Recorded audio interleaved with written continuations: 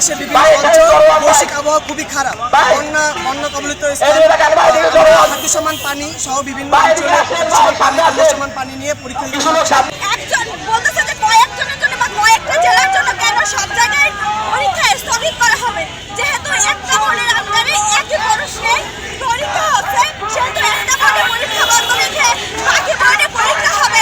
এটা কি আর কি পেয়েছে?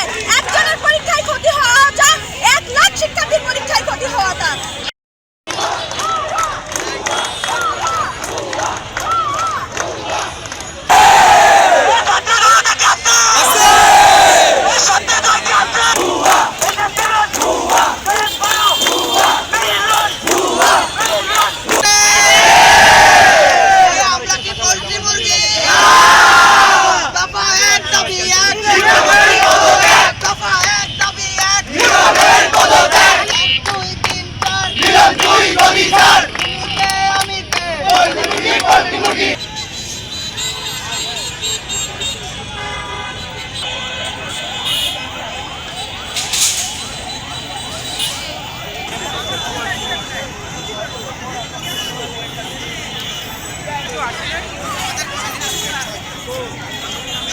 তারিখ আসতেছে।